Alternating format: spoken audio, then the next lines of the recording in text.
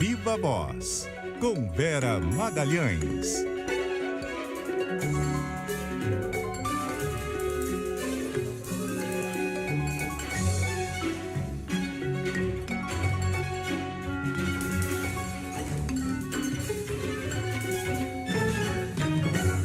Boa tarde, Vera. Boa tarde, Cássia. Boa tarde a todos os ouvintes, espectadores. Que essa seja uma boa semana. É verdade, que seja uma boa semana, porque já começou difícil, com o noticiário super pesado, né, Vera? E eu tô falando aqui do que a gente teve nesse fim de semana, que foi um assassinato, o tesoureiro do PT, também guarda municipal, o Marcelo Aloísio de Arruda, que foi morto por Jorge José da Rocha Guaranho, que é um simpatizante do presidente Jair Bolsonaro. Chegou lá na festa onde houve o assassinato, gritando "aqui é Bolsonaro", fez os disparos, acabou sendo baleado, né? Uma atitude aí de legítima defesa do Marcelo Aloísio de Arruda, que acabou não resistindo, conseguiu baleá-lo. Ele segue internado e a prisão dele já foi decretada. Depois que nós tivemos esse assassinato no fim de semana, Vera, o presidente Jair Bolsonaro, ele vem tentando se desvencilhar do caso, já reclamou que não gosta quando dizem que o agressor é um simpatizante dele, mas essa que é a verdade. Ele chegou dizendo isso na festa, né, Vera? Fica um pouco difícil do presidente conseguir isso que ele está tentando, que é se desvincular dessa história toda, né? Pois é, Cássia, ainda que fosse só um simpatizante do presidente e chegado na festa nessas condições, o presidente já deveria repudiar o ato e repudiar a violência. Mas não se trata só disso, né? A gente tem uma sucessão de ações, de palavras do presidente da República que autorizam atos violentos, e isso desde antes mesmo da sua eleição. Durante a sua trajetória como deputado federal foi assim. Na campanha de 2018, em que ele venceu as eleições para a presidência da República, tem um comício famoso no Acre, em que ele pega um tripé de uma televisão e usa como uma metralhadora, e dizendo que aquilo deveria ser a maneira de tratar petistas especificamente.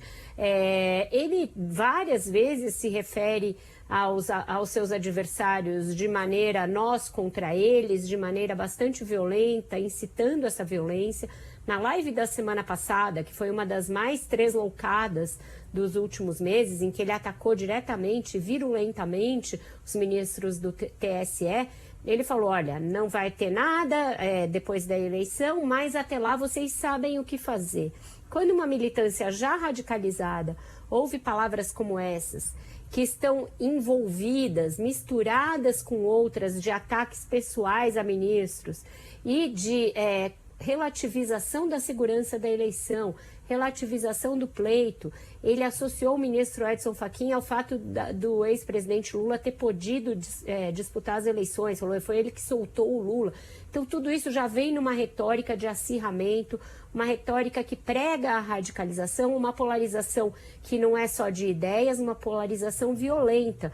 Então, o presidente deveria fazer um meia-culpa em relação a isso. No sábado, nesse fim de semana, houve em Brasília e em outras cidades manifestações pró-armas. Seu filho Eduardo Bolsonaro participou de um desses atos, participou do ato de Brasília, fez discurso contra o PT, contra o ex-presidente Lula, nesse ambiente que já é um ambiente que associa arma e política.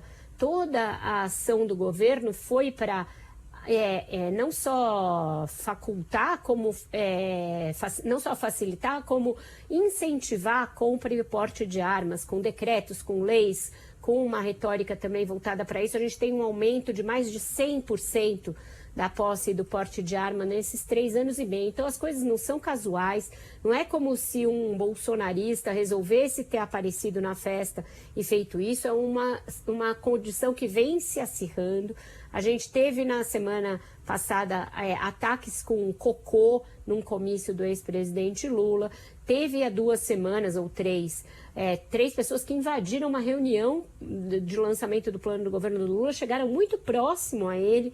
O próprio Bolsonaro já foi vítima de um atentado durante a eleição, então ele deveria ser o primeiro a querer desarmar os espíritos, a se solidarizar com a família da vítima, algo que ele não fez em nenhum momento. Sua única e exclusiva preocupação, depois desse assassinato brutal, impossível da gente tolerar, foi tentar se desvencilhar, como você bem disse, Cássia. E a partir de agora, né, Vera, a gente tem aí as iniciativas para que essa investigação tenha prosseguimento e também do ponto de vista político, iniciativas para tentar fazer com que haja um combate real a essa violência política, né?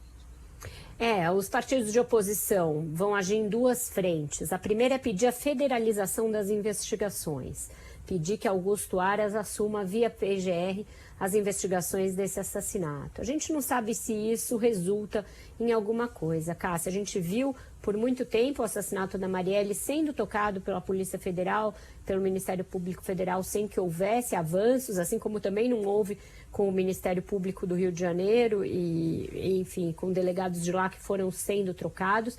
A gente tem até hoje inconclusa uma investigação sobre um atentado a tiros à caravana do ex-presidente Lula em março de 2018. O ônibus em que ele vinha foi acertado com 2 projéteis e até hoje não se sabe quem praticou aquele atentado, e foi no Paraná também, na região próxima a de Foz do Iguaçu, onde aconteceu o assassinato agora.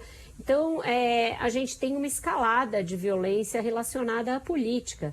E isso não é tolerável em democracias, e isso tende suscitar um pacto de todos, governo, Ministério Público, polícia, justiça eleitoral e sociedade, para que se investiguem os casos que já ocorreram e que haja uma prevenção realmente maior da ocorrência de novos casos. A gente tem aí toda uma expectativa em relação ao que vai acontecer nas eleições. O presidente a todo momento instando as Forças Armadas a apurarem as eleições, sendo que esse não é o seu papel, e dando a entender que pode não reconhecer o resultado das urnas. Tudo isso forma um caldo de cultura perigoso e violento que a gente não pode tolerar que aconteça no Brasil.